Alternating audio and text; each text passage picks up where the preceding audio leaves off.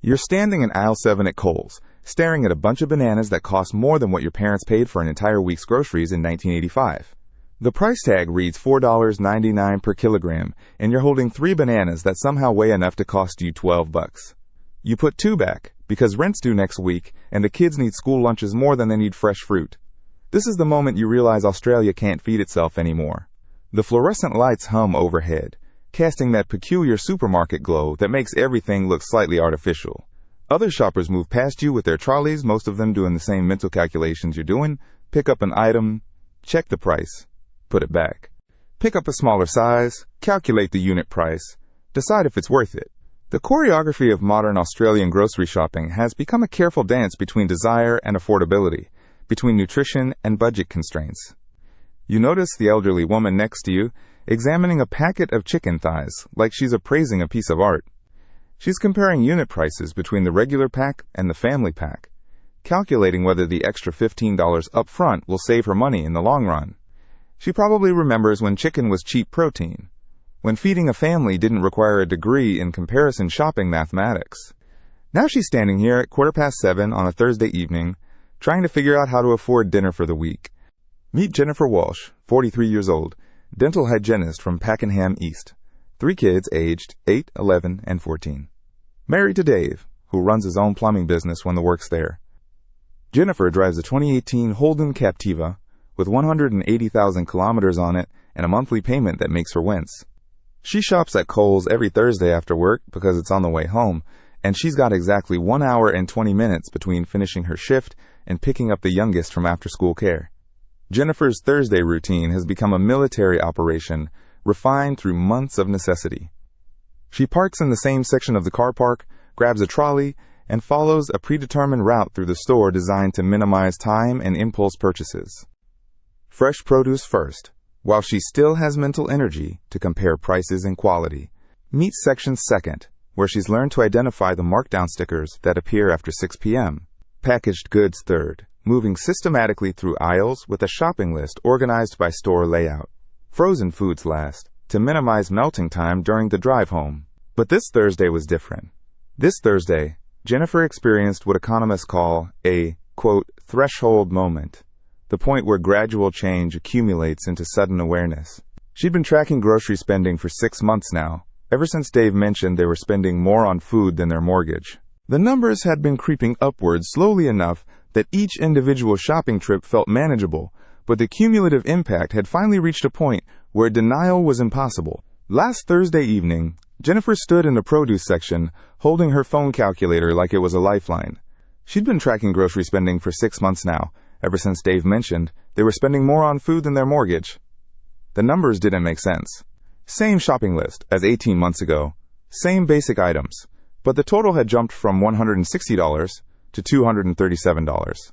Not exotic ingredients, not organic anything, just chicken breast, mince, bread, milk, bananas, apples, frozen peas, pasta, and the cheap cereal the kids actually eat. The shopping list hadn't changed because it couldn't change. These were the foundation ingredients of family life. The proteins that filled growing teenagers, the carbohydrates that powered school days, the fruits and vegetables that kept everyone healthy enough to function.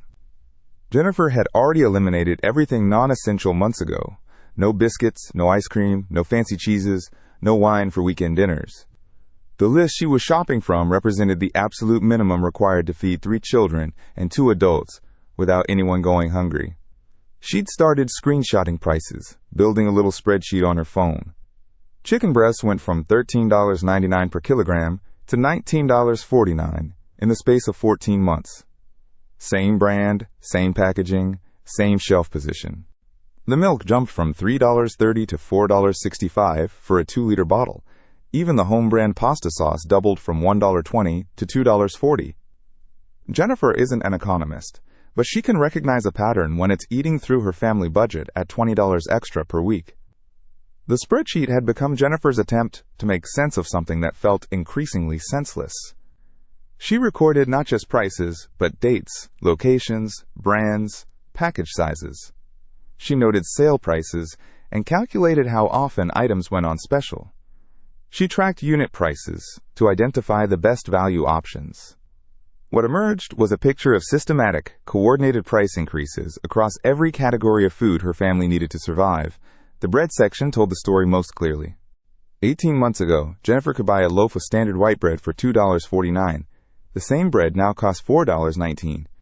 She'd switched to home brand, which had gone from $1.99 to $3.49. She'd tried buying bread from the bakery section instead, but those prices had risen even faster. The message was unmistakable. Regardless of where you shopped or what brand you chose, the cost of basic nutrition was rising faster than Australian families could adjust their budgets. That Thursday, she tried something different. Instead of driving to Coles, she drove 10 minutes further to the IGA in Berwick. Same shopping list, different store. The total came to $281 for the exact same items. She sat in the car park for 20 minutes, engine running, trying to understand how the smaller store could charge more for everything, while the bigger store was already pricing her family out of fresh produce. The IGA experience forced Jennifer to confront something she'd been avoiding. The problem wasn't just Coles. It wasn't bad management at one company or poor buying decisions by one retailer. The problem was systemic, affecting every grocery store she could reasonably drive to. The independent grocer, the small chain, the neighborhood supermarket, all of them were charging prices that reflected the same underlying market dynamics. She drove home that Thursday with a trolley full of food that cost 40% more than the same items 18 months earlier, wondering how other families were managing. The radio was playing advertisements for mortgage brokers and debt consolidation services, targeting exactly the demographic she represented. Middle-class Australian families squeezed between rising costs and stagnant incomes. The next morning, Jennifer called her sister Emma in Adelaide. Emma has 2 kids, works part-time as a teacher's aide, shops at Woolworths because it's closer to her house. Same conversation, different numbers. Emma's grocery bill had gone from $140 to $212 over the same period. Same pattern, same brands, same creeping realization that something fundamental had shifted in how Australia feeds itself. Emma's experience in Adelaide provided crucial data points for Jennifer's growing understanding of the problem. Different city, different retailer, different household size, but identical percentage increases. Emma had tried switching to Aldi when it opened near her house, but found that while some items were cheaper, others were more expensive, and the overall saving was maybe $15 per week, not enough to offset the inconvenience of shopping at multiple stores. Emma had also noticed quality degradation alongside price increases. The apples were softer, with shorter shelf life. The chicken had more water content and less flavor. The bread went stale faster. Even when she could afford the same items as before, she wasn't getting the same value. The food system seemed to be optimizing for something other than feeding Australian families well. Jennifer started asking questions. She Googled, "Why is food so expensive Australia?" and found articles about supply chain disruptions, labor shortages, transport costs, fuel prices, drought, floods, global commodity prices. All reasonable explanations for temporary price spikes. But 18 months isn't temporary, and the prices weren't spiking and falling. They were ratcheting upward, step by step, week by week, with a mechanical precision that felt deliberate. The mainstream media coverage felt inadequate to Jennifer's lived experience. Articles about inflation and cost of living pressures described abstract economic forces, but failed to explain why those forces were affecting food prices more severely in Australia than in comparable countries. The journalists interviewed economists who talked about supply and demand, but nobody seemed to be asking why Australian food supply had become so vulnerable to disruption in the first place. Jennifer found herself in conversations with other parents at school pickup, comparing notes like they were trading intelligence about enemy movements. Everyone had noticed. Everyone was adjusting. Shopping lists got shorter. Fresh fruit became occasional. Meat portions shrank. And families like Jennifer's started making choices they never expected to make in Australia. The land of plenty had quietly become the land of careful budgeting and strategic shopping decisions. These conversations revealed the psychological toll of food price inflation on Australian families. Parents described feeling guilty about serving their children less nutritious meals, angry about working harder while affording less, confused about how to plan family budgets when prices change unpredictably. The social fabric was being strained by economic pressure that forced individual families to solve collectively created problems through private sacrifice. But Jennifer's story isn't just about rising prices. It's about something much more dangerous that's been happening to Australia's food system. While most of us were focused on mortgage rates and petrol prices, the country that once fed itself and exported surplus to the world has become dependent on imports for basic necessities, controlled by a duopoly that determines not just prices but what food reaches Australian tables and when. The pattern Jennifer noticed in her grocery shopping reflects a structural transformation that began in the 1990s and accelerated through the 2000s. Two companies now control approximately 70% of Australia's grocery market. Coles Group Limited and Woolworths Group Limited don't just dominate retail. They control supply chains, determine farmer contracts, influence food processing, manage distribution networks, and shape agricultural investment decisions across the continent. This transformation didn't happen overnight or by accident. It was the result of deliberate corporate strategy, government policy decisions, and regulatory choices that prioritized efficiency and consolidation over competition and resilience. The grocery industry that Jennifer shops in today was designed to maximize profits for shareholders rather than provide affordable nutrition for Australian families. Dr. Joshua Gans from the University of Toronto published research in 2019 showing how market concentration in grocery retail creates what economists call bilateral oligopoly structures. When farmers face only two major buyers for their produce and consumers face only two major sellers, the market stops functioning as economists traditionally model it. Instead of competition driving prices down and quality up, you get coordinated behavior that maximizes profits for the middleman while squeezing both producers and consumers. Gans's research demonstrated that bilateral oligopoly creates what he terms double marginalization. Farmers receive below competitive prices for their products, while consumers pay above competitive prices for the same products.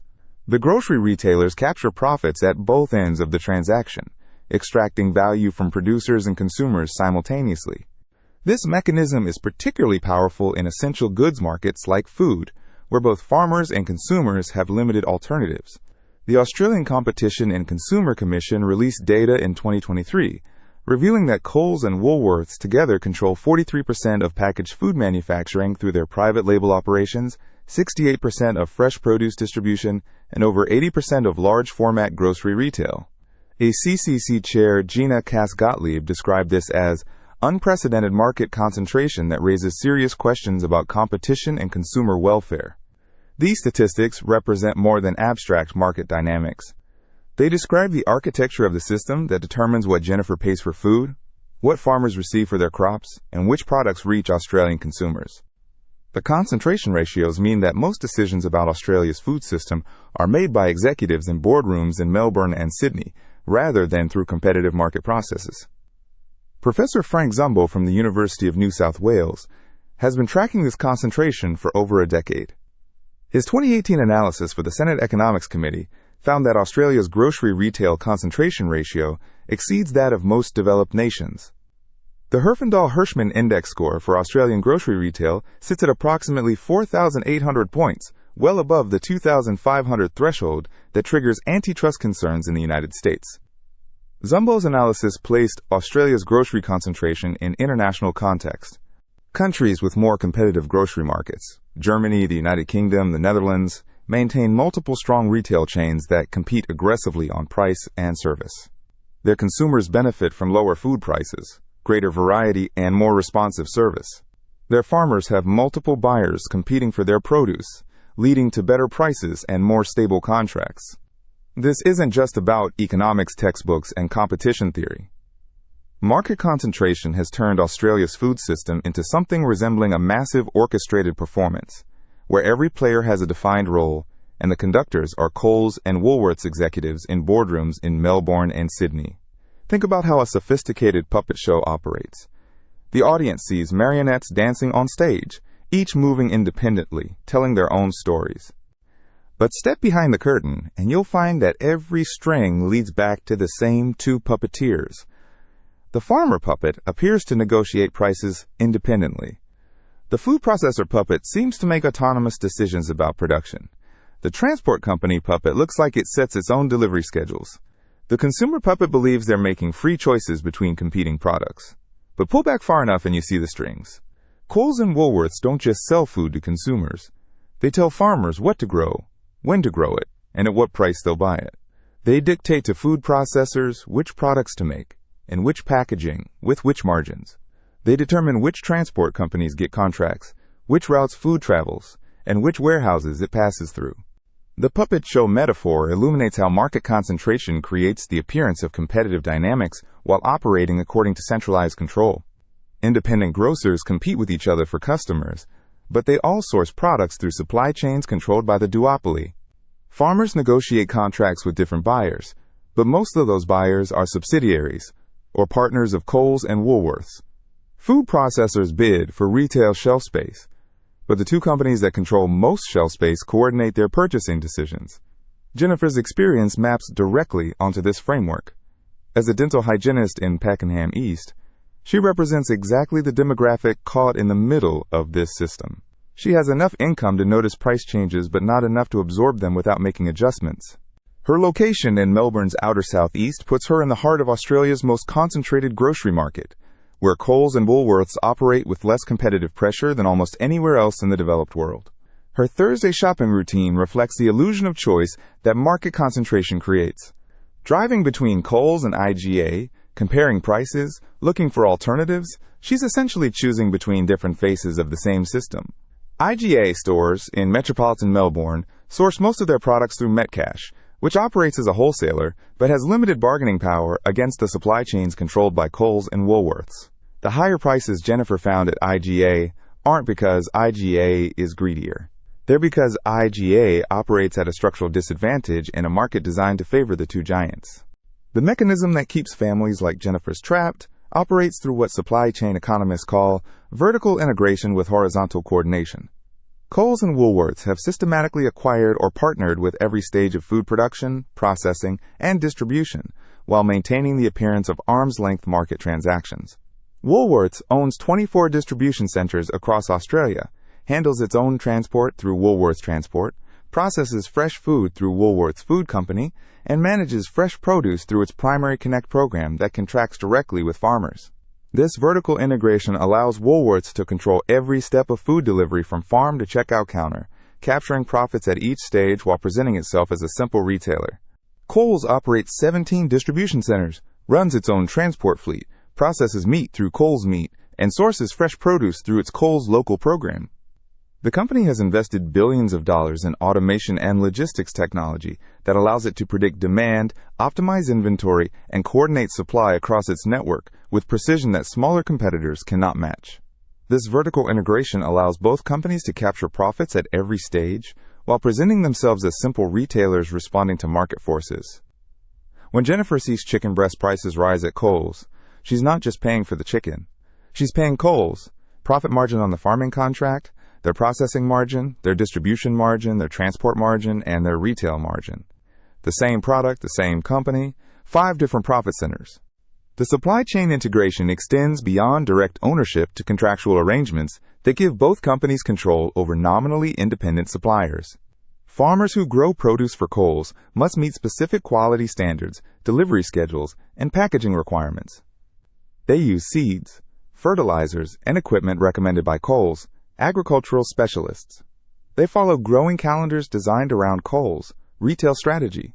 In exchange, they receive guaranteed purchase contracts that provide income stability but limit their ability to negotiate prices or develop alternative markets. But the trap runs deeper than vertical integration. The real mechanism operates through something economists call bilateral market power, which creates a feedback loop that strengthens both companies' position while weakening everyone else's. When Jennifer shops at Coles, her purchase data gets fed into demand planning algorithms that determine what farmers will be asked to grow next season.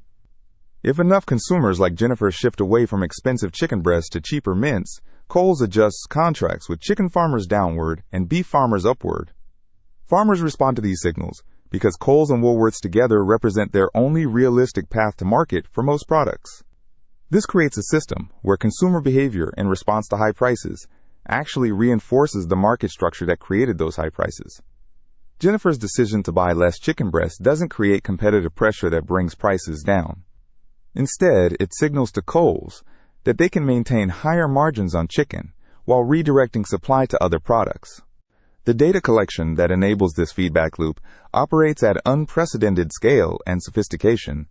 Every item Jennifer scans at self-checkout, Every loyalty card transaction, every online grocery order contributes to databases that track consumer preferences, price sensitivity, and purchasing patterns. These databases allow both Coles and Woolworths to optimize their pricing strategies with precision that traditional retailers couldn't achieve. The bilateral market power extends beyond simple supply and demand. Because farmers have limited alternative buyers and consumers have limited alternative sellers, both Coles and Woolworths can coordinate their behavior without explicit collusion. They don't need to meet in boardrooms and agree on prices. They just need to respond predictably to each other's moves, which they've been doing for over 2 decades. Professor Gregory Worden from the U.S. Department of Justice Antitrust Division described this pattern in his 2020 analysis of coordinated effects in concentrated markets. When market concentration reaches the level seen in Australian grocery retail, companies develop what he calls mutual interdependence that functions like coordination without requiring communication. Each company knows how the other will respond to pricing moves, product launches, or supplier negotiations, creating stable, profit-maximizing behavior that looks competitive but functions like a cartel. This coordination extends to strategic decisions about store locations, product ranges, and service offerings. Coles and Woolworths rarely compete directly on price for extended periods. Instead, they compete on convenience, loyalty programs, and marketing, while maintaining similar pricing structures across most product categories. When one company raises prices on a category of products, the other typically follows within weeks, maintaining competitive balance while increasing industry profitability. This is why Jennifer's price tracking showed such mechanical, predictable increases.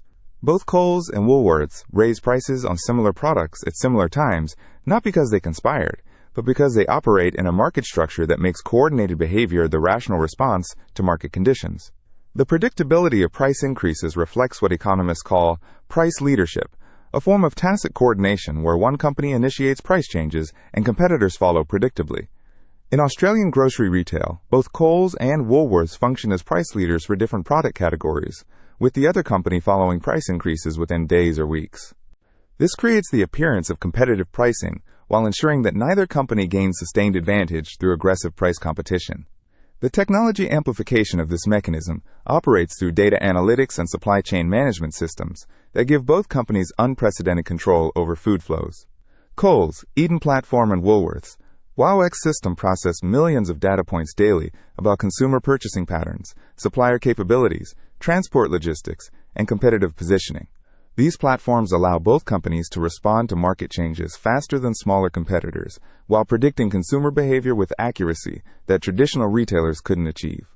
When floods hit Queensland's vegetable-growing regions, both companies' algorithms immediately adjust pricing, sourcing, and distribution across their entire networks. Independent grocers and smaller chains can't match this responsiveness, further consolidating the duopoly's competitive advantage. Jennifer's smartphone shopping list, her price tracking, her route planning between stores all generate data that feeds back into these systems. Her attempts to find better deals actually provide the information that allows Coles and Woolworths to optimize their pricing strategies against consumers like her. The algorithmic optimization extends to inventory management, which creates artificial scarcity that supports higher prices. Both companies use sophisticated forecasting to maintain inventory levels that maximize profits rather than ensure product availability. This means that popular items frequently sell out, creating urgency that encourages consumers to purchase alternatives with higher margins or to shop more frequently to avoid missing out on preferred products. But the cultural dimensions of this trap might be the most insidious. Australian families like Jennifer's have been conditioned to believe that grocery shopping is fundamentally about individual consumer choice. The marketing, the store layouts, the loyalty programs, the special offers, all reinforce the idea that smart shopping can overcome systemic problems. Jennifer spends cognitive energy comparing unit prices, timing purchases around sales, choosing between brands, planning routes between stores. All of this effort creates the psychological experience of agency and control, while operating within a system designed to extract maximum value regardless of how cleverly consumers navigate it. The marketing apparatus that supports this conditioning operates at massive scale. Coles and Woolworths spend hundreds of millions of dollars annually on advertising that frames grocery shopping as an expression of personal values and family care. The advertisements show happy families enjoying meals prepared with affordable, quality ingredients purchased through smart shopping decisions. The message is that good parents are good shoppers, and good shopping can solve the challenges of feeding a family well on a budget. The economic pressure amplifies this conditioning. When grocery bills rise 40% in 18 months, the natural response is to assume you can shop your way out of the problem. Try different stores, different brands, different shopping strategies. The system encourages this response because it channels consumer frustration into individual action rather than collective recognition of structural problems. This individualization of systemic problems serves the duopoly's interests by preventing consumers from recognizing their shared experience of exploitation. Instead of connecting with other families facing identical pressures, Jennifer focuses on optimizing her own shopping strategy. Instead of questioning why food prices are rising faster in Australia than in comparable countries, she assumes the problem is her household budget management. This is where we need to confront something uncomfortable about how this trap operates in your own life. You've probably noticed your grocery bills rising. You've probably adapted by changing your shopping habits, looking for deals, maybe switching stores or brands. You might even feel proud of how well you've managed to keep costs under control through smart consumer choices. But every adaptation you've made, every strategy you've developed, every compromise you've accepted has been a response to a market structure designed to extract maximum value from your household budget. Your successful navigation of rising food costs hasn't solved the underlying problem. It's provided feedback that helps Coles and Woolworths optimize their extraction strategies. When you choose home brand products to save money, you're generating data that allows both companies to adjust their private label margins. Home brand products typically have higher profit margins than national brand products because the retailer controls both the manufacturing contract and the retail price. Your cost-conscious choice increases the profitability of the company you're trying to save money from. When you shop sales and specials, you're helping them optimize their promotional calendars. The special offers that seem like consumer benefits are actually sophisticated pricing strategies that allow retailers to capture different levels of consumer surplus while maintaining higher regular prices. The sale price becomes the new reference point that makes the regular price seem reasonable. When you drive further to find better prices, you're mapping the geographic limits of their pricing power. This information helps both companies optimize their location strategies and pricing by catchment area. Your extra travel time and fuel costs represent additional value extracted from your household budget to maintain the appearance of competitive pricing. The uncomfortable truth is that individual consumer behavior, no matter how sophisticated, cannot solve problems created by market concentration. Jennifer's price tracking, store comparison, and budget management are rational responses that will help her family in the short term. But they also contribute to a data ecosystem that allows Coles and Woolworths to fine-tune their market control. This isn't about blaming consumers for market failure. It's about recognizing that the tools we've been taught to use against rising costs were designed by the same system that creates those costs. Loyalty programs, price matching, bulk buying, strategic shopping all operate within parameters set by the duopoly. The real trap isn't just that Jennifer pays higher prices for the same products. It's that the entire framework for thinking about food, shopping, and household budgets has been shaped by companies whose interests fundamentally conflict with those of Australian families. But there's something even more disturbing happening beneath the surface of Jennifer's grocery shopping experience. The price rises she's tracking, the supply shortages she's noticing, the declining quality she's accepting aren't just about corporate profits maximizing at consumers' expense. They're symptoms of a food system that's becoming increasingly fragile and dependent on imports for products Australia used to produce domestically.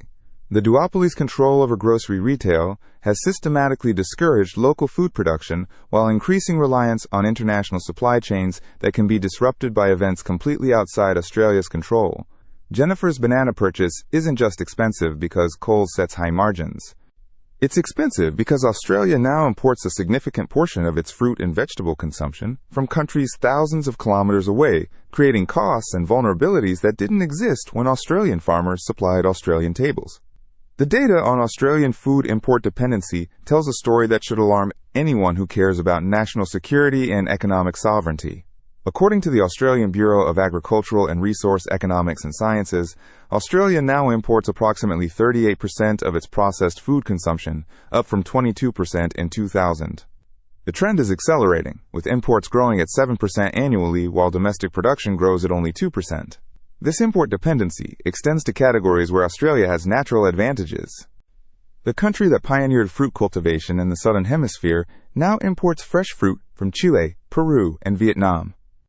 Australian consumers eat New Zealand apples, Chinese garlic, and Thai prawns, while Australian farms struggle to compete with subsidized international producers.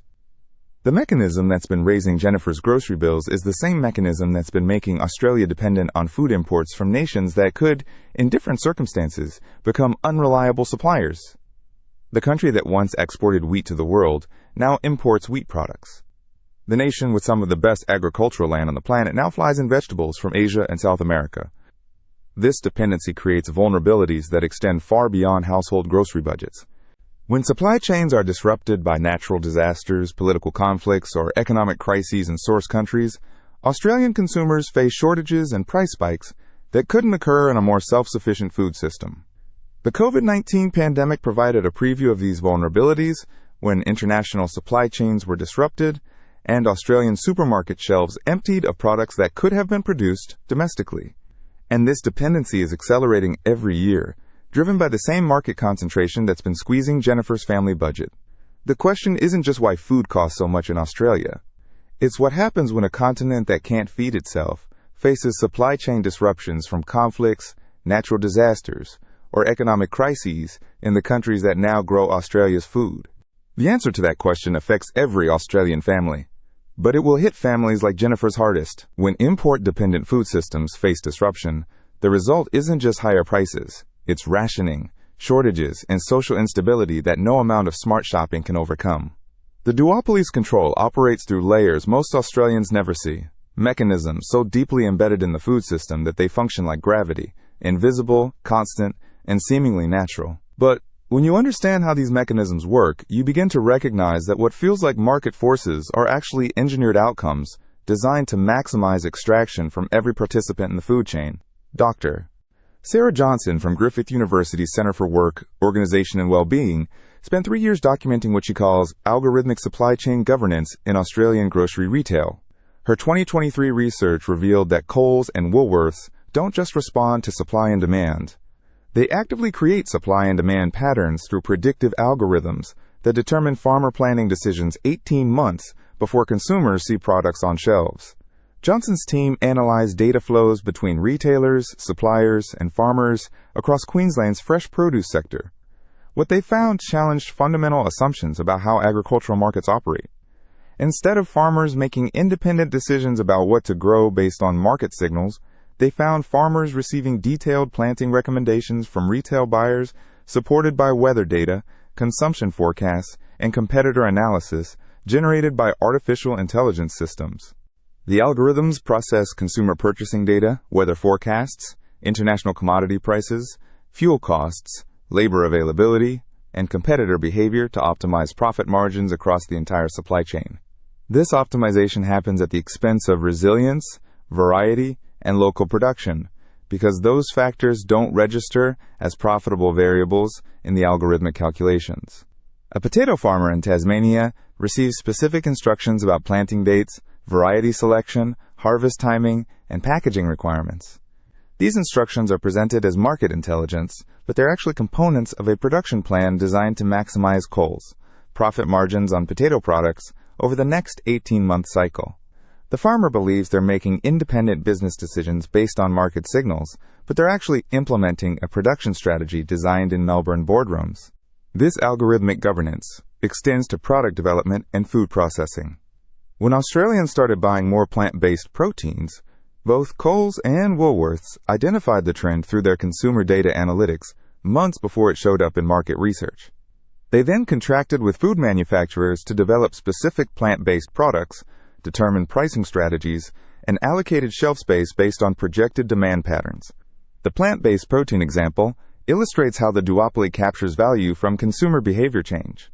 Instead of independent entrepreneurs responding to market opportunities, Coles and Woolworths identify emerging trends early and structure supply chains to capture maximum profit from those trends. Independent food manufacturers can't compete because they lack access to the consumer data that drives product development timing. This mechanism extends to seasonal produce in ways that directly impact Australian agricultural sovereignty.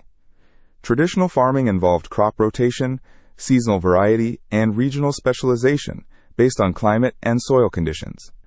Algorithmic supply chain governance optimizes for consistent supply and predictable profit margins, which means farmers are incentivized to grow fewer varieties of each crop, harvest on schedules designed for retail convenience rather than optimal nutrition, and use production methods that prioritize shelf life over flavor or nutritional content. The result is what food systems researchers call nutritional homogenization. Australian consumers have access to consistent, predictable food products that meet retail logistics requirements, but provide less nutritional variety than the food system delivered 30 years ago. The apples available in Australian supermarkets represent fewer genetic varieties than were available in the 1990s. The varieties that remain were selected for their ability to survive long-distance transport and extended cold storage rather than their nutritional content or flavor profile. Professor Michael Dornan from the Australian National University's Crawford School of Public Policy documented this homogenization process in his 2022 analysis of Australian fresh produce supply chains. Dornan found that the number of apple varieties available in Australian supermarkets declined from 47 in 1995 to 18 in 2020. The varieties that disappeared weren't inferior products. They were varieties that couldn't meet the duopoly's requirements for consistent appearance, extended shelf life, and predictable sizing.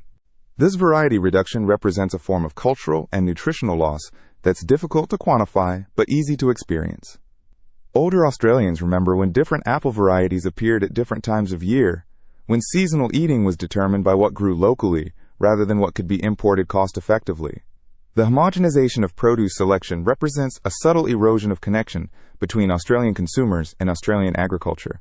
The homogenization extends to meat products, where retail specifications determine animal breeding decisions, feeding programs, and processing methods. Australian beef cattle are bred and raised to meet supermarket requirements for consistent sizing, predictable fat content, and uniform appearance rather than for flavor, nutritional density, or environmental sustainability. The taste of Australian beef has become less variable and less distinctive because variation creates supply chain inefficiencies that the duopoly's algorithms identify as profit-reducing. This standardization creates what economists call experience good degradation, products that meet technical specifications while providing diminished consumer satisfaction.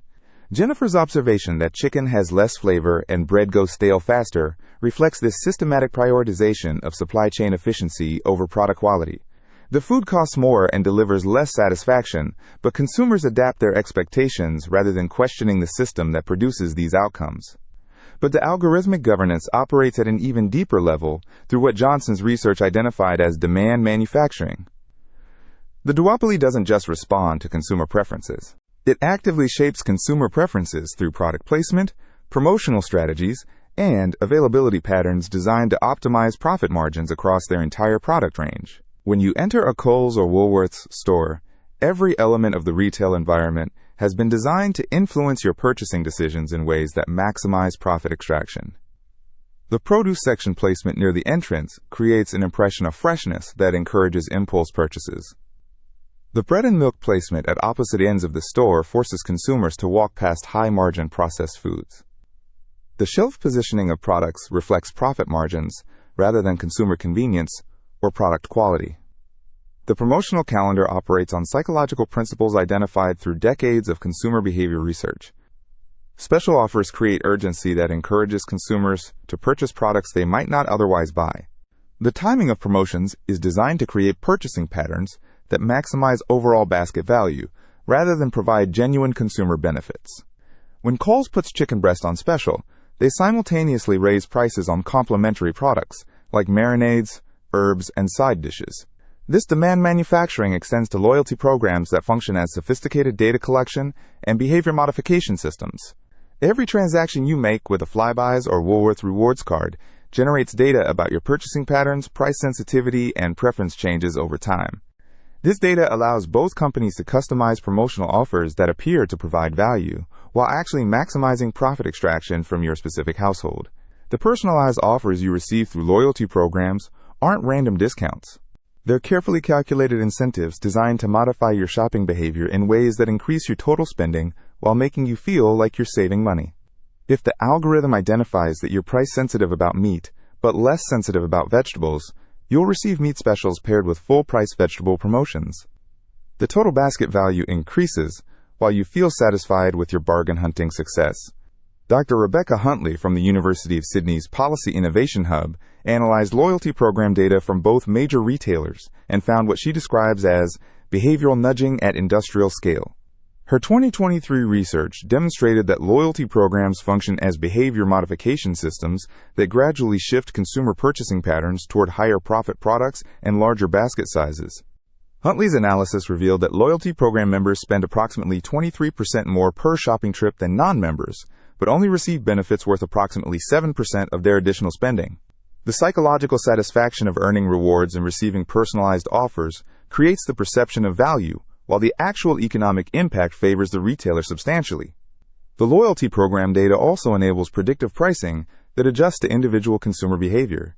If you consistently buy premium products regardless of price, you'll see fewer discounts on those products. If you're highly price sensitive and frequently switch between brands, you'll receive more promotional offers designed to maintain your loyalty to the store while gradually increasing your average purchase value.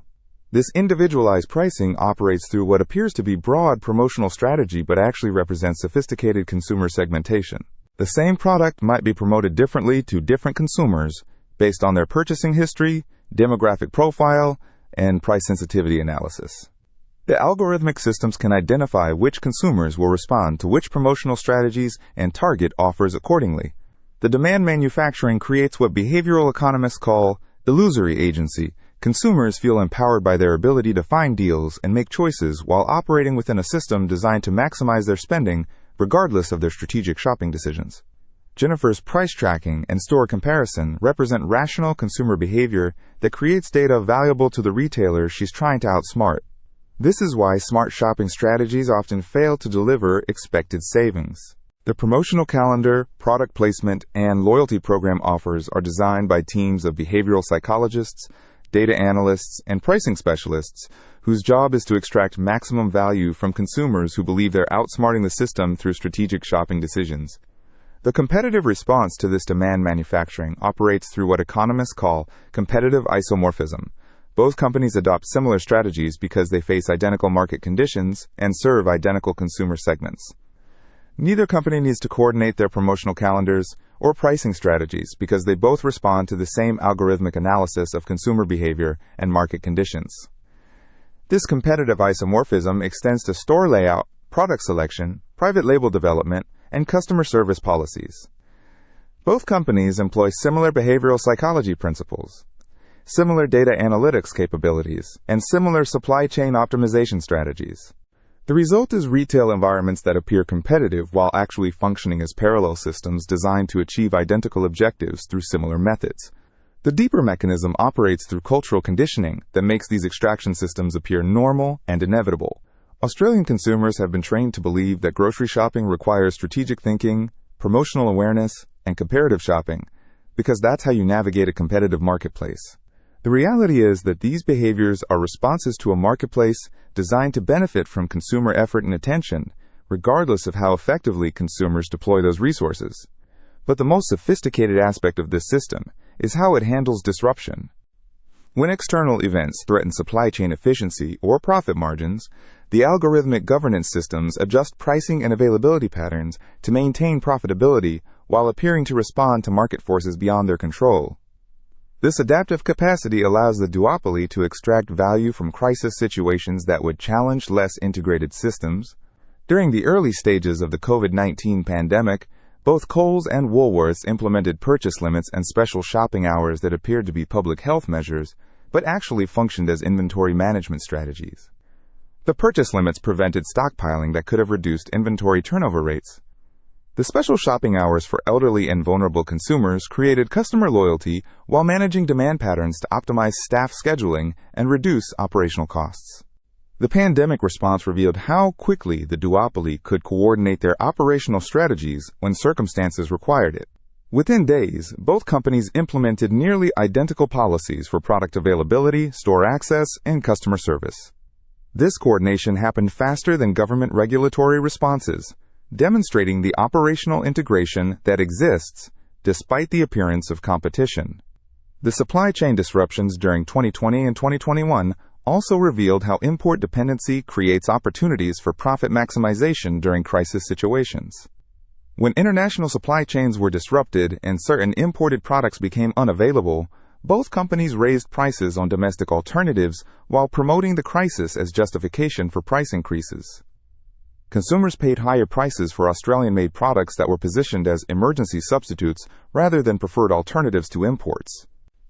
This crisis response capability demonstrates how market concentration allows the duopoly to extract value from uncertainty and disruption that would benefit consumers in more competitive markets.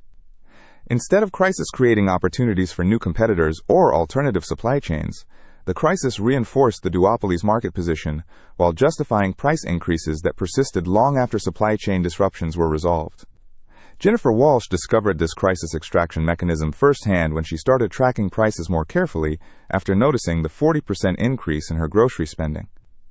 What she found challenged her assumptions about how markets respond to supply and demand pressures. 3 weeks after Jennifer started her price tracking spreadsheet, Dave mentioned seeing a news report about a tomato shortage caused by flooding in Queensland. Jennifer made a note to check tomato prices on her next shopping trip, expecting to see the temporary price increase that would make sense during a supply shortage. What she found was different from what she expected. Tomato prices at Coles had indeed increased, but the increase was much larger than seemed justified by the supply disruption. More importantly, the prices on related products had also increased. Pasta sauce was more expensive. Pizza bases cost more. Even products that contained small amounts of tomato, like some breakfast cereals and snack foods, showed price increases. Jennifer started researching the actual scale of the tomato shortage. According to news reports, the Queensland floods had affected approximately 15% of Australia's commercial tomato production. According to Basic Economics, this should have caused a 15% price increase for tomatoes, with minimal impact on processed foods that use tomatoes as minor ingredients. Instead, Jennifer found tomato prices had increased by 45%, pasta sauce prices had increased by 20%, and various processed foods containing tomato had increased by between 10 and 25%. The total impact on her grocery bill was completely disproportionate to the actual supply disruption. This discovery led Jennifer to examine how price increases operated during other supply disruptions. She found historical patterns where external events like drought, floods, transport strikes, or international supply chain problems consistently resulted in price increases that were larger and more persistent than the underlying supply problems would justify. The mechanism she discovered operates through what supply chain economists call crisis amplification pricing. When external events provide justification for price increases, retailers can implement increases that exceed the actual cost impact, while attributing the increases to external factors beyond their control. Consumers accept these increases as temporary responses to external problems, but the prices rarely return to pre-crisis levels after the external problems are resolved. Jennifer's investigation revealed that tomato prices remained 45% higher than pre-flood levels, 6 months after Queensland's tomato production had returned to normal. The crisis had provided an opportunity to reset consumer expectations about tomato pricing while maintaining higher profit margins on tomato products permanently. This crisis amplification pricing extends to international supply chain disruptions that Australian consumers understand poorly. When fuel prices increase internationally, grocery prices in Australia increase immediately and substantially. When fuel prices decrease internationally, grocery prices in Australia decrease slowly and partially. The asymmetric response to fuel price changes reflects the duopoly's ability to extract additional profits during periods of consumer confusion about appropriate pricing levels. The algorithmic systems that govern supply chain decisions are designed to identify and exploit these opportunities systematically. When external events provide justification for price increases, the algorithms calculate optimal pricing strategies that maximize long-term profit extraction while maintaining consumer acceptance through crisis narrative framing. Jennifer's spreadsheet documented this pattern across multiple product categories over 18 months. Every supply disruption, every external cost increase, every regulatory change created opportunities for price increases that exceeded the actual cost impact and persisted long after the triggering event was resolved. The cumulative effect was the 40% increase in her grocery spending that couldn't be explained by inflation, supply chain costs, or other external factors. But Jennifer's investigation also revealed something that disturbed her more than the pricing patterns. The supply disruptions themselves were becoming more frequent and more severe, creating a cycle where crisis pricing became normal pricing as Australian food production became increasingly vulnerable to relatively minor disruptions. The Queensland tomato floods that triggered her investigation affected 15% of national production, but caused supply shortages that lasted 6 months and price increases that became permanent. This disproportionate impact reflected the concentration of production in a small number of large operations, rather than the distributed production system that would have provided resilience against regional weather events.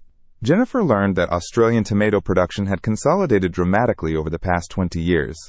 Where once hundreds of smaller farms across multiple states produced tomatoes for local and regional markets, now a small number of large operations in Queensland and South Australia produced most of Australia's commercial tomatoes for national distribution.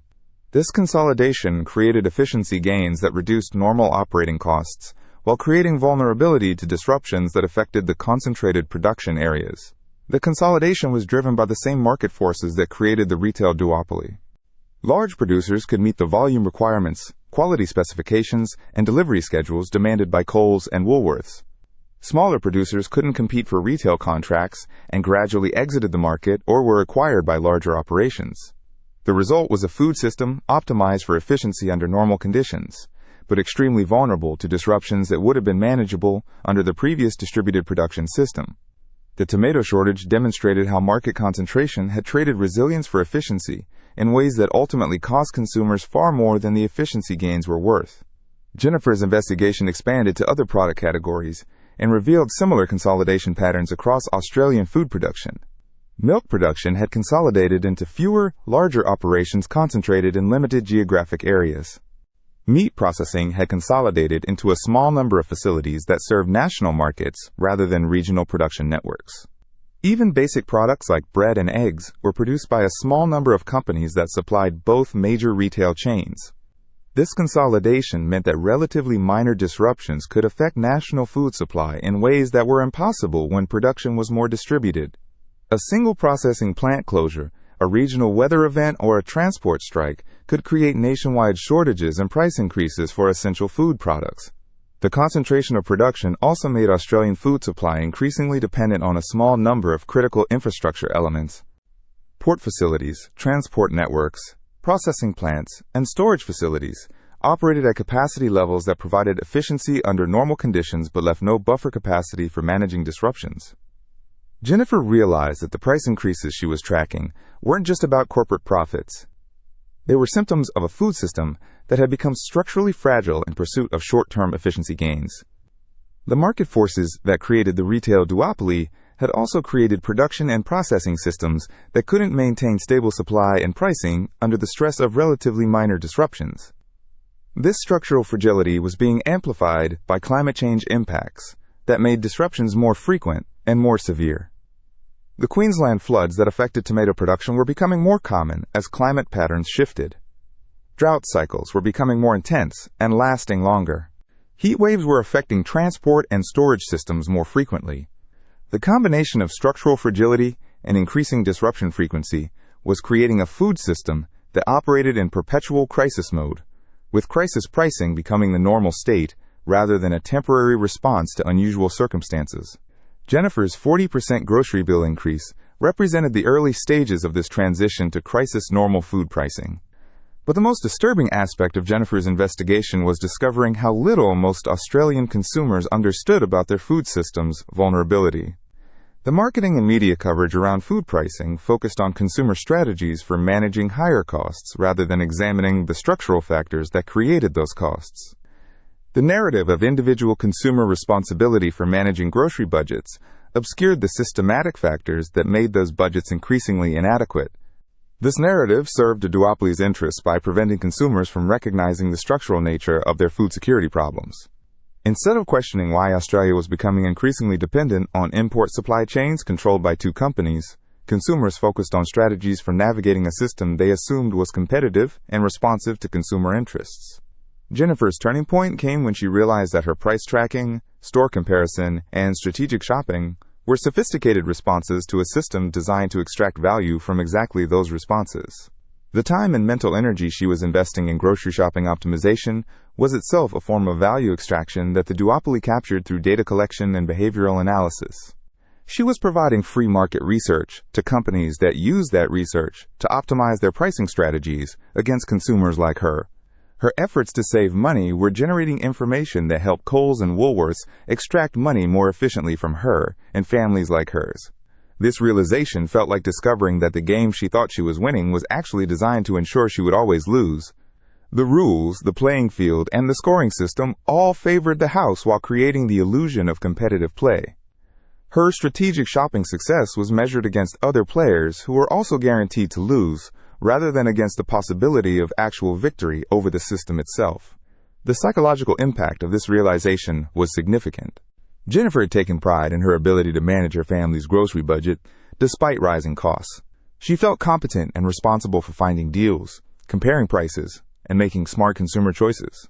Discovering that these skills were being exploited rather than rewarded challenged her sense of agency and competence.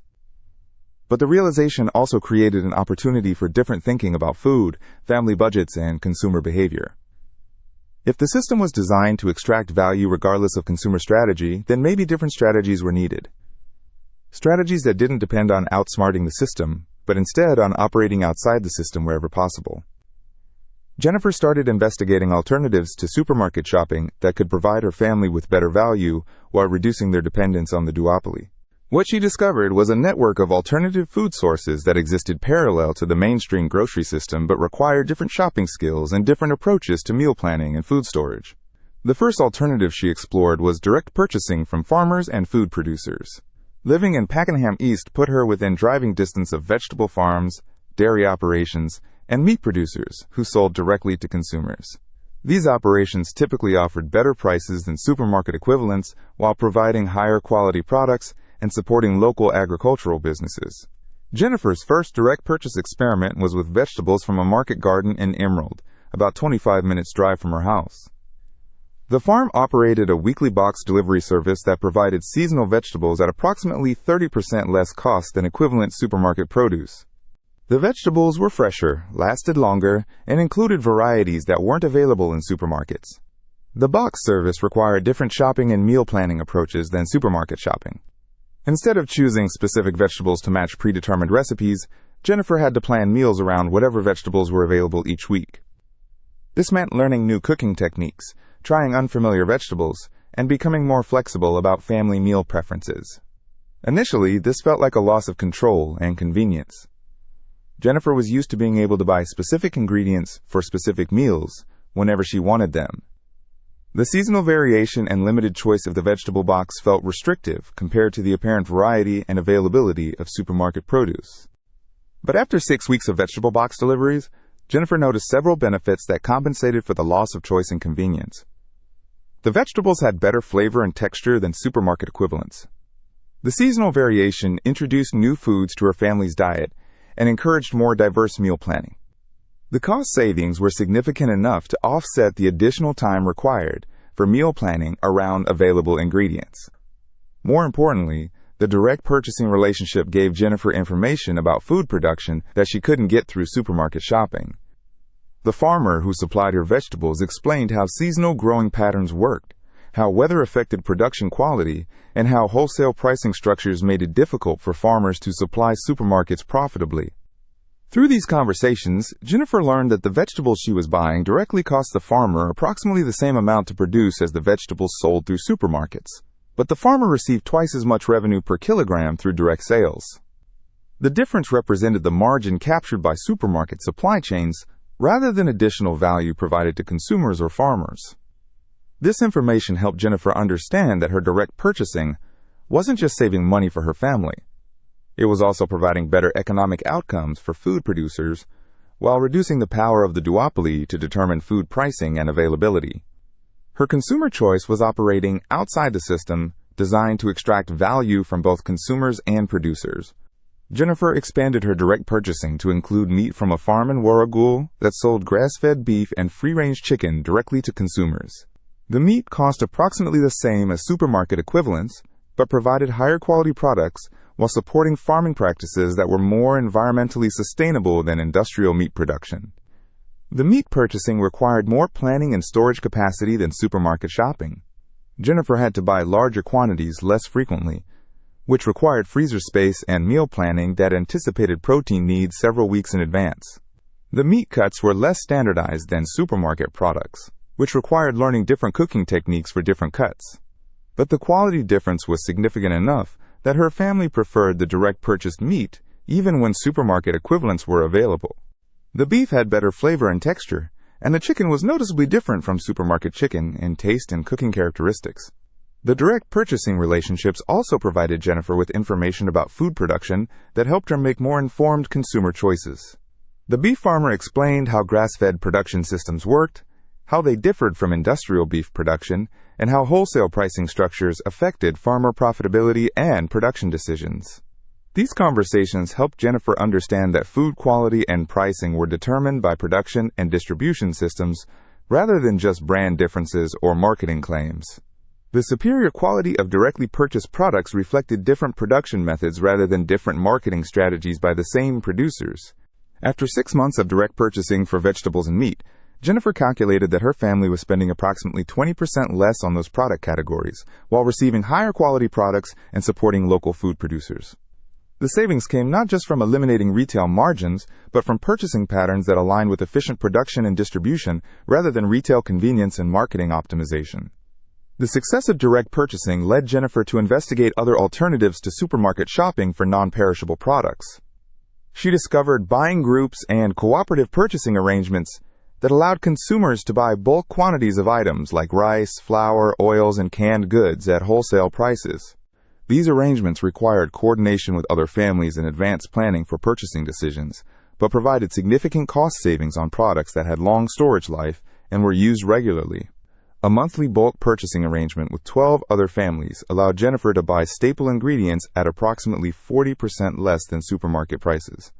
The bulk purchasing also provided information about food pricing and supply chains that wasn't available through retail shopping. Jennifer learned about wholesale pricing structures, import costs, and distribution margins that affected the prices she paid for various products. This information helped her understand which products offered good value at retail prices and which products were significantly marked up through retail distribution. The combination of direct purchasing and bulk buying reduced Jennifer's reliance on supermarket shopping for approximately 60% of her family's food needs. The remaining 40% included products that weren't available through alternative sources or weren't cost-effective to purchase outside the retail system. This partial transition away from supermarket shopping required new skills and different approaches to meal planning, food storage, and household organization. But it provided Jennifer's family with better food quality, lower costs, and reduced dependence on the duopoly that controlled mainstream grocery retail. The transition also provided psychological benefits that Jennifer hadn't anticipated. Instead of feeling manipulated and extracted from through her grocery shopping, she felt more connected to food producers and more informed about food systems. The direct relationships with farmers and participation in cooperative buying groups created social connections around food that enhanced family meals and cooking experiences. But Jennifer's most important discovery was that alternatives to supermarket shopping provided resilience against supply chain disruptions and pricing manipulation that affected the mainstream grocery system. When tomato shortages caused price increases at Coles and Woolworths, Jennifer's direct vegetable supplier maintained stable pricing because local production wasn't affected by the Queensland floods that disrupted industrial tomato production. This resilience extended to other supply chain disruptions that affected supermarket pricing and availability. When transport strikes caused shortages of certain products in supermarkets, Jennifer's direct suppliers used different transport arrangements that weren't affected by the strikes. When international supply chain problems affected imported products in supermarkets, Jennifer's local suppliers offered domestic alternatives that weren't affected by international shipping disruptions. The resilience benefits of alternative food sourcing became increasingly valuable as supply chain disruptions became more frequent and more severe. Jennifer's family experienced food security and price stability that wasn't available to families that depended entirely on supermarket shopping. These experiences led Jennifer to research how other Australian families were developing resilience against food system vulnerabilities. She discovered networks of consumers who were organizing alternative food systems at community and regional levels, creating distribution networks that operated parallel to the duopoly-controlled mainstream system. Community-supported agriculture programs, farmers, markets, food cooperatives, and direct sales networks provided Australian consumers with access to locally produced food that offered better value, higher quality, and greater security than supermarket alternatives. These networks were expanding rapidly as more consumers recognized the limitations and vulnerabilities of the mainstream food system. Jennifer also discovered that many Australian food producers were actively developing direct sales channels as alternatives to supplying the duopoly-controlled retail system. Farmers and food processors were investing in direct-to-consumer distribution, online sales platforms, and cooperative marketing arrangements that allowed them to capture more value from their production while providing consumers with better access to high-quality food. These alternative networks operated according to different economic principles than the mainstream grocery system. Instead of optimizing for profit extraction and market control, they optimized for producer viability, consumer value, and system resilience. The result was food distribution that served the interests of both producers and consumers rather than extracting value from both groups to benefit retail intermediaries. The practical strategies Jennifer developed through 18 months of alternative food sourcing can be adapted by other Australian families facing similar pressures from grocery price increases and supply chain vulnerabilities. But implementing these strategies requires understanding how they address the specific mechanisms that create problems in the mainstream food system. Direct purchasing from local producers eliminates the retail margin capture that represents a significant portion of supermarket pricing. But finding reliable local suppliers requires research and relationship development that most consumers haven't needed to do. The most effective approach is to start with one product category and develop expertise and relationships before expanding to additional categories. Vegetables are typically the best starting point for direct purchasing because they're available from local producers in most Australian regions, offer significant cost savings, and provide quality improvements that are immediately noticeable. Most capital cities and regional centers have market garden operations within reasonable driving distance that offer direct sales or delivery services to consumers. The key to successful direct vegetable purchasing is understanding seasonal production patterns and adjusting meal planning accordingly. Instead of planning meals around specific vegetables available year-round, successful direct purchasing involves planning meals around whatever vegetables are in season from local suppliers. This requires more flexible cooking skills, but results in better flavor, nutrition, and value. Meat purchasing directly from farmers offers similar benefits, but requires more careful planning for food safety and storage. Direct meat purchasing typically involves buying larger quantities less frequently, which requires adequate freezer space and meal planning that anticipates protein needs several weeks in advance. The most important consideration for direct meat purchasing is verifying that the producer follows appropriate food safety and processing standards. Licensed processors who supply retail markets are required to meet Australian food safety standards, but direct sales may involve different regulatory requirements that consumers need to understand. Dairy products can be purchased directly from some producers, but regulatory restrictions on raw milk sales mean that most direct dairy purchases involve processed products like cheese, butter, and pastured eggs. These products typically offer significant quality improvements over supermarket equivalents, while supporting production methods that are more environmentally sustainable. Bulk purchasing arrangements work best for non-perishable staples that families use regularly in predictable quantities. Rice, flour, oils, legumes, and canned goods are well suited to bulk purchasing because they have long storage life and are used in consistent quantities by most families. Successful bulk purchasing requires coordination with other families to achieve wholesale quantity thresholds while sharing organizational responsibilities and storage requirements. Online platforms like Food Connect and local buying groups make it easier to organize cooperative purchasing arrangements, but the logistics require advanced planning and coordination that supermarket shopping doesn't require. The most effective bulk purchasing focuses on products where retail markups are highest relative to wholesale costs. Organic products, specialty grains, nuts, and imported staples typically offer the largest savings through bulk purchasing arrangements. Developing food storage capacity is essential for both direct purchasing and bulk buying strategies. Freezer space for meat and vegetables, cool storage for root vegetables and fruits, and dry storage for bulk staples require household organization that accommodates larger quantities and longer storage periods than supermarket shopping patterns. The storage requirements also involve learning food preservation techniques that extend the useful life of directly purchased and bulk products. Simple preservation methods like blanching and freezing vegetables, proper meat packaging and freezer organization, and appropriate storage conditions for bulk staples can significantly improve the economic and practical benefits of alternative purchasing strategies. Meal planning for alternative food sourcing involves different approaches than meal planning around supermarket availability. Instead of choosing recipes first and then shopping for specific ingredients, Successful alternative food sourcing involves planning meals around available ingredients from direct suppliers and bulk purchases. This approach requires more flexible cooking skills and willingness to experiment with unfamiliar ingredients, but typically results in more seasonal eating patterns and greater dietary variety over time. Learning to cook with whatever vegetables are available each week encourages culinary creativity and reduces food waste compared to shopping for specific ingredients that may not be used completely. Emergency food storage becomes more important when families reduce their dependence on supermarket shopping because alternative supply chains may be less consistent than retail availability. Building adequate food storage for 2 to 4 weeks of family needs provides security against supply disruptions while taking advantage of bulk purchasing opportunities. Effective emergency food storage focuses on shelf-stable staples that provide complete nutrition and can be prepared without specialized equipment. Rice, legumes, canned vegetables, oils, and preserved meats provide the foundation for emergency food security while offering cost advantages when purchased in bulk quantities. The emergency storage should also include water storage capacity and basic food preparation equipment that doesn't depend on electricity or gas supply.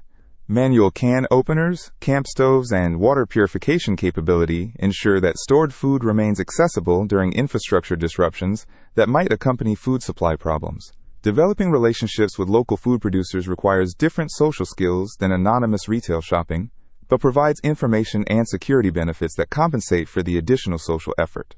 Direct purchasing relationships often involve communication about production schedules, seasonal availability, and quality expectations that requires ongoing coordination between producers and consumers. These relationships also provide educational opportunities about food production, seasonal eating, and local agricultural systems that enhance family food knowledge and cooking skills. Children who participate in direct purchasing often develop better understanding of food sources and seasonal patterns than children who experience food only through retail shopping. The relationship development also creates social networks around food that can expand into cooperative purchasing arrangements, shared meal preparation, and community food security planning. These social connections provide resilience against economic and supply chain pressures that affect individual families. Identifying genuinely Australian-made products within the mainstream grocery system requires understanding labeling regulations and supply chain practices that aren't obvious to most consumers. Country of origin labeling provides some information but doesn't distinguish between products that are grown, processed, and packaged in Australia versus products that are packaged in Australia from imported ingredients. The most reliable indicators of Australian production are specific brand knowledge and direct communication with producers about their sourcing practices. Some Australian food companies maintain entirely domestic supply chains, while others use imported ingredients and products that carry Australian branding. Seasonal availability patterns also provide clues about genuine Australian production.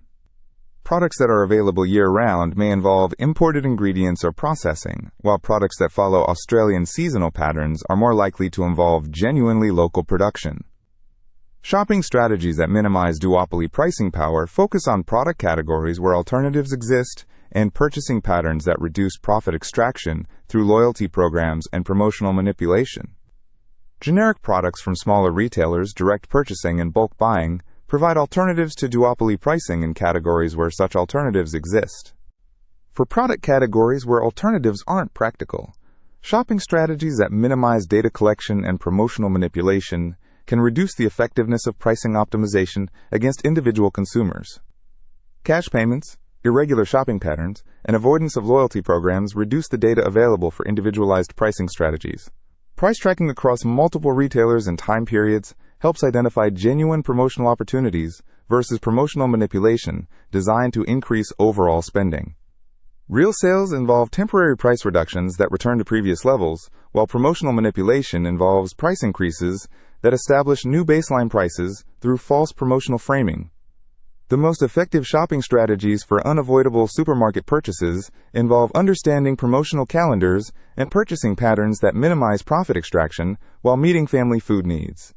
Buying larger quantities during genuine promotional periods and avoiding impulse purchases during regular shopping trips reduces the effectiveness of demand manufacturing strategies. But the most important practical strategy is developing food security that doesn't depend on the duopoly-controlled system continuing to function as it currently operates. The combination of direct purchasing, bulk buying, emergency storage, and relationship development with local producers creates household food resilience that provides security against supply chain disruptions and pricing manipulation that affect the mainstream system. This resilience becomes more valuable as the structural problems in Australia's food system create more frequent disruptions and higher prices. Families that develop alternative sourcing strategies and emergency preparedness are better positioned to maintain food security and reasonable costs regardless of what happens to the mainstream grocery system. The transition to alternative food sourcing isn't about abandoning the modern economy or returning to subsistence agriculture. It's about developing economic relationships around food that serve consumer and producer interests, rather than extracting value from both groups to benefit retail intermediaries who control market access without adding equivalent value. These alternatives exist now, in every Australian region, for families who are willing to invest the time and effort required to develop them.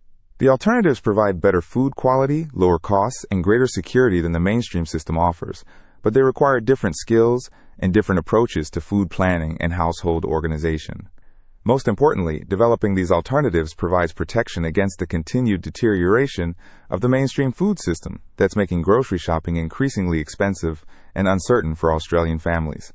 The structural problems that created Jennifer's 40% grocery bill increase aren't going to be solved by better consumer strategies within the current system. They can only be solved by developing alternative systems that operate according to different economic principles. The choice facing Australian families isn't between good consumer strategies and bad consumer strategies within the current system. It's between remaining dependent on a system designed to extract value from their households or developing alternatives that align with their interests in accessing affordable, high-quality food with reliable supply security. The practical strategies work, but they require commitment to learning new approaches to food sourcing, meal planning, and household organization. For families willing to make that commitment, the alternatives provide immediate benefits and long-term security that the mainstream system can't match. But implementing these strategies successfully requires understanding that they represent a different approach to thinking about food, not just different shopping techniques. The alternative approaches prioritize long-term household security and food quality over short-term convenience and apparent choice variety. The trade-offs are worth making, but they require realistic expectations about what the transition involves. The most important realization is that Australian families don't have to accept the deteriorating food security and increasing costs that characterize the mainstream system. Alternatives exist that provide better outcomes for families willing to develop them. The question isn't whether better options exist, but whether individual families are willing to invest in developing them. I can see you're sitting there right now thinking, this all sounds pretty extreme. Maybe you're even feeling a bit defensive. 2 passes through this analysis, and now I'm telling you that Australia can't feed itself and that the system you shop in every week is designed to exploit you. I get it.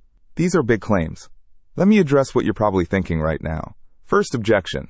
You're thinking, come on, Australia exports heaps of food. We're one of the biggest agricultural exporters in the world. How can we possibly not be able to feed ourselves? This is the objection I hear most often, and it reveals exactly how the narrative around Australian agriculture has been constructed to hide the reality. Yes, Australia exports approximately 70% of what we produce agriculturally. But here's what that statistic doesn't tell you. We export raw commodities, wheat, beef, dairy products, and we import processed food. According to the Australian Bureau of Agricultural and Resource Economics and Sciences, we import 93% of our processed tomato products. We import 45% of our seafood. We import the vast majority of our spices, many of our vegetables during off-season periods, and increasingly, processed versions of the same products we export raw. The Australian Food and Grocery Council's 2023 State of the Industry report shows that food import dependency has increased by 23% since 2010. We're exporting premium beef to Japan and importing processed meat products from Thailand. We're exporting wheat to Indonesia and importing pasta from Italy. This isn't food security. This is colonial economics dressed up as agricultural success. But here's the deeper problem. The export statistics everyone cites include products that aren't suitable for domestic consumption or that are being exported because international prices exceed domestic affordability. When a drought hits Queensland cattle stations, those cattle don't suddenly become available to Australian families at affordable prices. They get exported to Japan, where buyers can afford premium pricing. The export economy and the domestic food economy operate on completely different principles. Here's the confrontation you need to hear. Every time you cite export statistics as evidence of food security, you're repeating marketing language designed by the same agricultural corporations that profit from keeping Australians dependent on processed imports. You've been trained to conflate agricultural export success with domestic food security, and they're not the same thing. Second objection, and I can practically hear this one. If Coles and Woolworths were really gouging us, wouldn't competition solve this? Other retailers would undercut them and take their market share. The free market would fix it. Let me show you exactly why this textbook economics logic doesn't work in reality. The Australian Competition and Consumer Commission's 2008 grocery inquiry, led by Graham Samuel, documented something called barriers to entry that prevent meaningful competition in Australian grocery retail. These barriers aren't natural market forces. They're deliberately constructed. First, planning and zoning. Both Coles and Woolworths own or have exclusive agreements on the vast majority of viable retail sites in Australian suburbia. They've spent decades acquiring development sites, not always to build stores, but specifically to prevent competitors from accessing those locations. Aldi, the most successful competitor to enter Australia, spent over a decade trying to secure viable sites before they could establish meaningful presence. Second, supplier exclusivity. Both chains use their market power to negotiate exclusive supply arrangements with major producers. If you're a food manufacturer and Coles orders represent 35% of your sales volume and they offer you a 3-year exclusive supply contract at guaranteed volumes, you take it. This means new retail entrants can't access established supply chains. Third, scale economics and distribution. Both chains have invested billions in distribution infrastructure optimized for their store networks. A new entrant would need to build parallel infrastructure while competing against established players with decades of optimization. The capital requirements alone eliminate most potential competitors. But here's what the ACCC report actually recommended. They suggested divestiture powers, the ability to break up companies that achieve excessive market concentration. Guess what happened to those recommendations? They were ignored by both Labor and Liberal governments because the political cost of confronting the duopoly exceeded the political benefit of protecting consumers. The free market isn't broken. It's working exactly as designed by the players with enough power to shape market conditions in their favor. Third objection. Even if prices are high, Australian food is still affordable compared to other developed countries. Look at food costs in the UK or Denmark. We're actually pretty well off.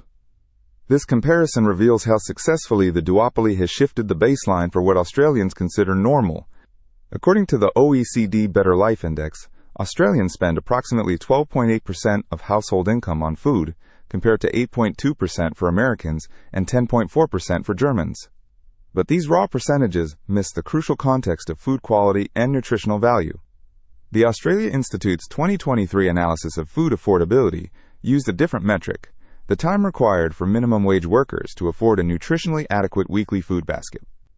In 1985, this required 15.3 hours of work. In 2023, it requires 22.7 hours. Food hasn't just gotten expensive. It's gotten expensive relative to our earning capacity. But the deeper problem is nutritional degradation. When you compare international food prices, you're often comparing different products. Australian supermarket vegetables contain measurably fewer nutrients than the same varieties sold in European markets. This is documented by Food Standards Australia New Zealand in their nutrient composition databases.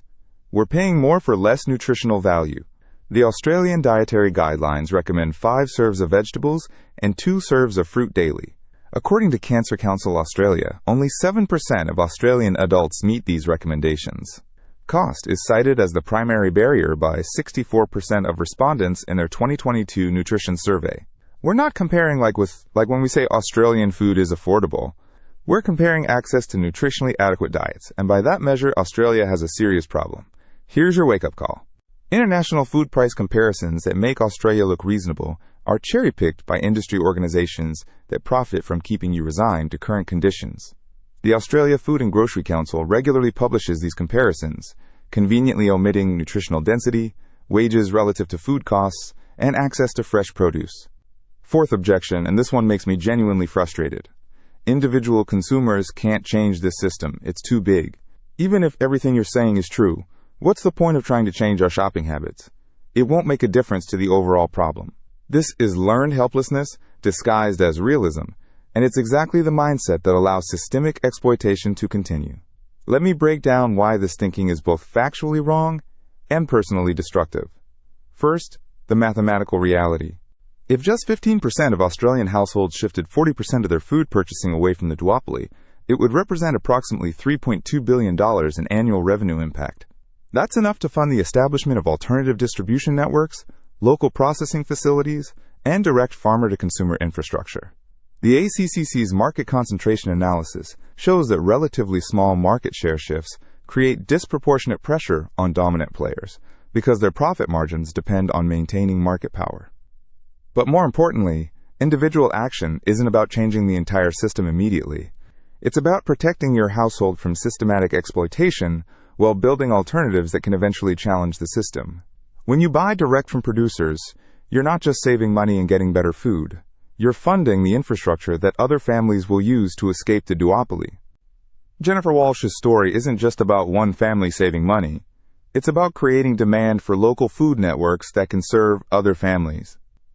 Every dollar spent at farmers, markets, through community-supported agriculture programs, or direct from producers creates jobs and infrastructure outside the duopoly system. Here's where I need to challenge you directly. When you say individual action doesn't matter, what you're really saying is that your comfort with familiar shopping patterns matters more than building alternatives for your children. You're choosing convenience over food security. You're choosing the illusion of helplessness over the effort required to learn new systems. The families who are successfully operating outside the duopoly aren't superhuman. They're people who decided that learning new shopping patterns was worth the benefit of better food at lower cost with greater security. They're people who prioritize long-term family resilience over short-term convenience. Your individual choices absolutely matter, but they matter as part of building collective alternatives, not as isolated consumer decisions within a system designed to exploit you. Fifth objection. This sounds time-consuming and complicated. I barely have enough time for grocery shopping as it is. I can't spend my weekends driving around to different farmers and markets. It's just not practical for working families. I understand this concern because it's based on real constraints. Sarah, the 42-year-old mother from Melbourne's outer suburbs that I keep talking about, she works part-time, manages 3 kids, schedules, and handles most household logistics. Time is her scarcest resource. But here's what she discovered when she actually tested alternatives to supermarket shopping. The time investment follows a learning curve that most people don't anticipate. In the first month, finding local producers and establishing supply relationships takes extra time. But once those relationships are established, the ongoing time investment is actually lower than supermarket shopping. She places bulk orders once a month, receives deliveries, and does supplement shopping every 2 weeks instead of weekly supermarket trips. More importantly, the time calculation changes when you factor in the elimination of decision fatigue.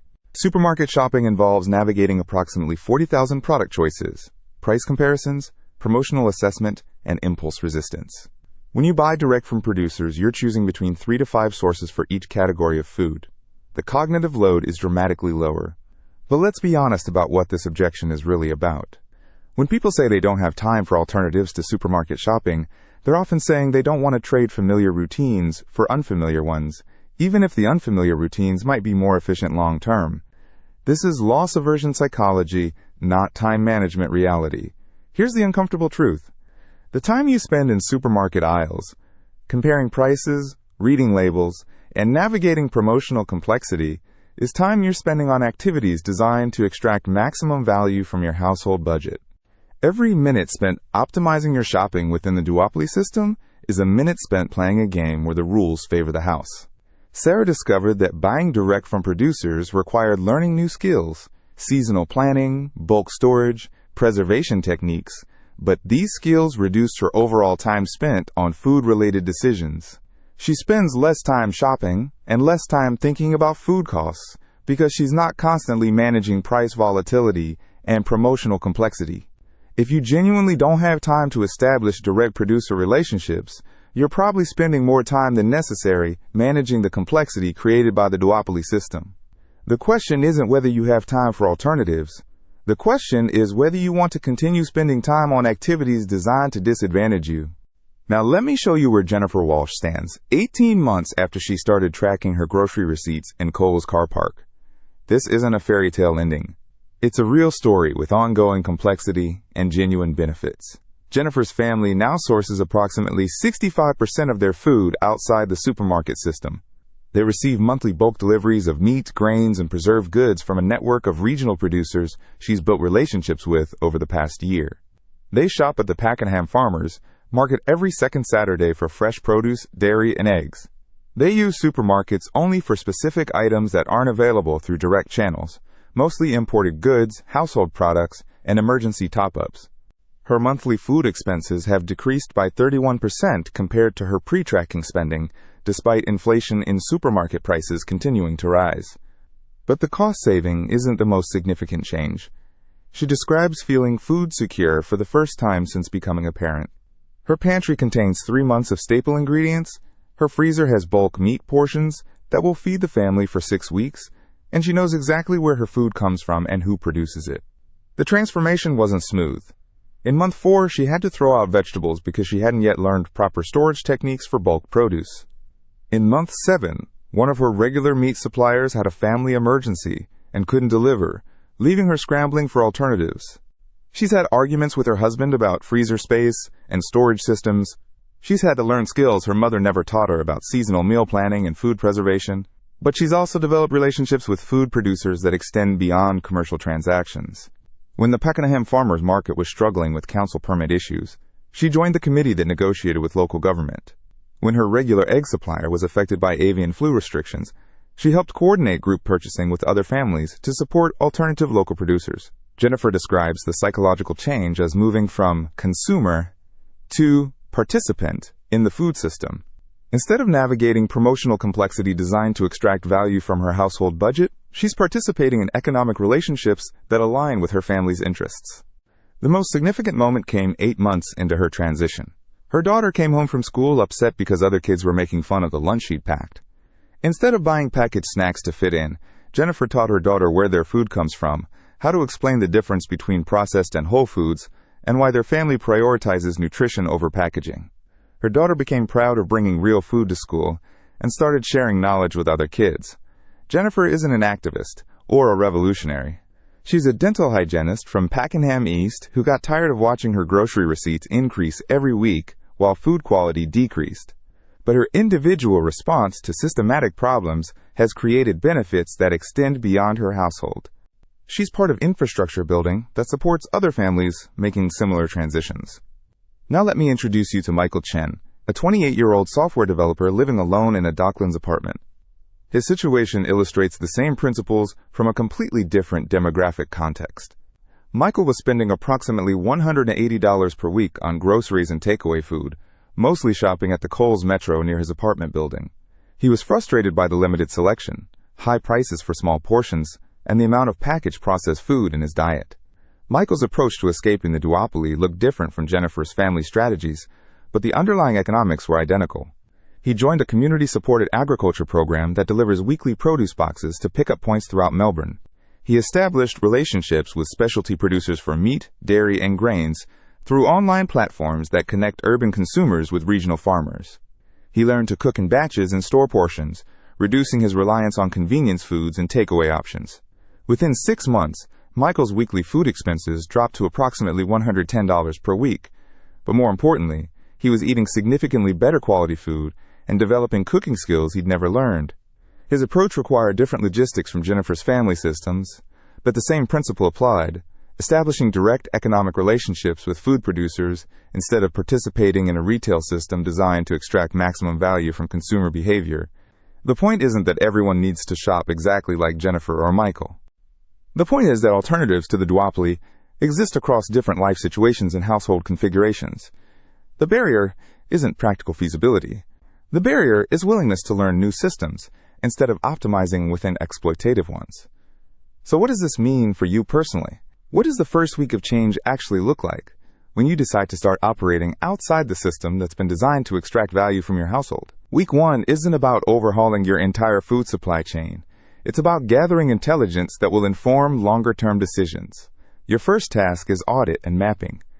Spend 1 week tracking exactly what you buy at supermarkets, how much you spend in each category, and which items you purchase most frequently. This isn't about changing behavior yet. It's about establishing baseline data for your household. Simultaneously, start identifying local alternatives. Use online directories like Local Harvest Australia and Australian Farmers Markets Association to map producers and markets in your area. Call or email 3 local farmers who produce items your family consumes regularly. Ask about direct purchasing options, bulk pricing, and delivery logistics. Most producers are happy to explain their systems to potential customers. Visit one farmer's market in your area, even if you don't buy anything yet. Observe pricing, talk to producers, and ask about seasonal availability for items your family consumes regularly. Many people avoid farmers markets because they assume everything will be expensive, but actual price comparisons often reveal significant savings, especially for high-quality produce and animal products. Research community-supported agriculture programs in your area.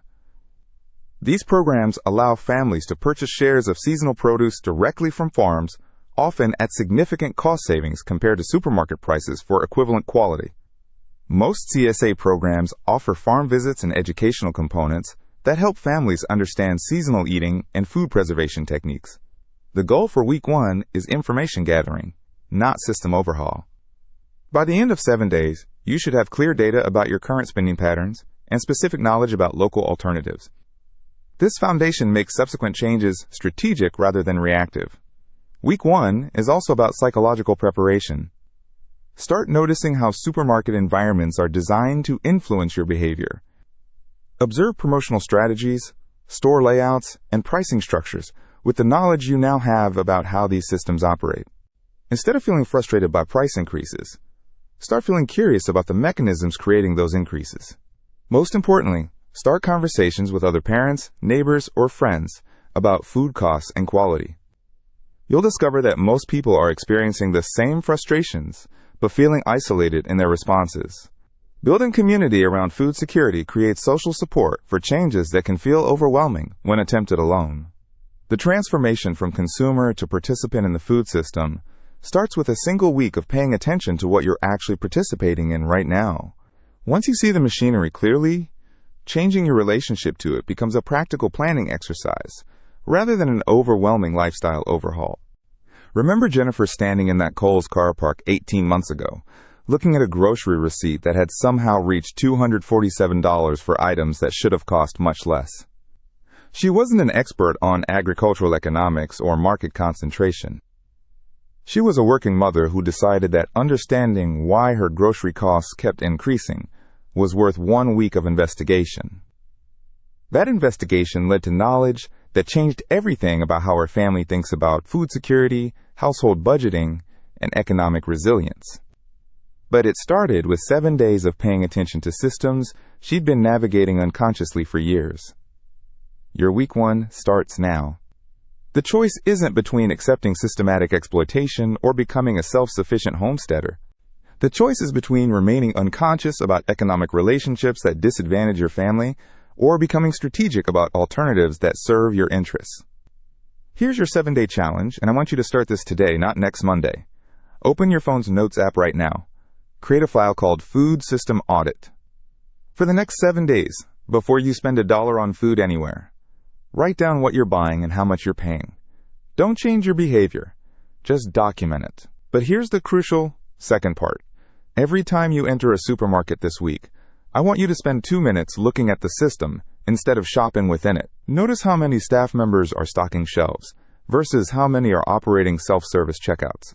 Count how many different brands of the same product are actually manufactured by the same parent company.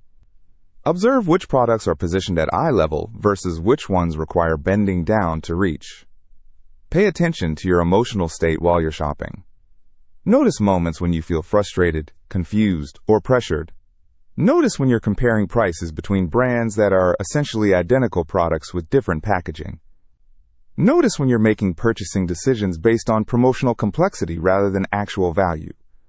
This isn't about becoming a conscious consumer within the existing system. This is about developing awareness of how the system operates so you can make strategic decisions about whether to continue participating in it. By day 7, you'll have 2 things. First, clear data about how much money flows from your household to the duopoly and exactly what you're receiving in return. Second, experiential knowledge of how the system influences your behavior and decision-making processes. That combination of data and awareness is the foundation for every alternative strategy we've discussed. Without it, attempts to shop differently feel overwhelming because you're navigating unfamiliar systems without understanding why the familiar system isn't serving your interests. Jennifer Walsh didn't transform her family's relationship to food security by making dramatic changes. She did it by spending 1 week paying attention to systems she'd been unconsciously participating in for years. That attention revealed choices she hadn't known were available. The same choices are available to you, but they're only visible when you stop navigating the system automatically and start observing how it's designed to capture value from decisions you make dozens of times each week. Australia's food system won't change because consumers make better choices within structures designed to exploit them. It will change when enough families choose to participate in alternative structures that align with their interests instead of corporate profit maximization. That change starts with you, this week, deciding that understanding your current relationship to food systems matters more than maintaining familiar shopping routines. It starts with 7 days of documentation and observation that reveals choices you can't see from inside the supermarket aisles. The duopoly's power depends on millions of families making unconscious purchasing decisions based on promotional complexity and artificial scarcity. That power disappears when families make conscious decisions based on accurate information about alternatives. Your conscious decisions don't just protect your household from systematic exploitation. They fund the infrastructure that other families will use to build food security outside systems designed to extract maximum value from their grocery budgets. The land of plenty is still here. It's just hidden behind retail systems that profit from convincing you it doesn't exist. 7 days of paying attention reveals exactly where it's been all along. If this shifted something for you, subscribe and leave a comment telling me, what shocked you most about your own grocery spending when you actually tracked it for a week? Because here's what I've learned from families who've made this transition. The most powerful moment isn't when you discover alternatives to the duopoly. It's when you realize how much money you were spending on systems designed to work against your interests. That realization doesn't just change how you shop.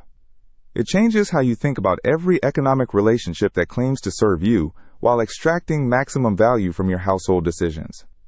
The receipt Jennifer saved from that day in the Coles car park is still pinned to her refrigerator. Not as a reminder of frustration, but as evidence that systematic problems require strategic responses, not consumer optimization within exploitative systems. Your strategic response starts with 7 days of paying attention to what you've been unconsciously funding every time you push a shopping trolley through automated doors that were designed to separate you from your money as efficiently as possible. The most expensive groceries aren't the ones with high price tags. They're the ones that keep you dependent on systems that treat your family's food security as a profit optimization problem.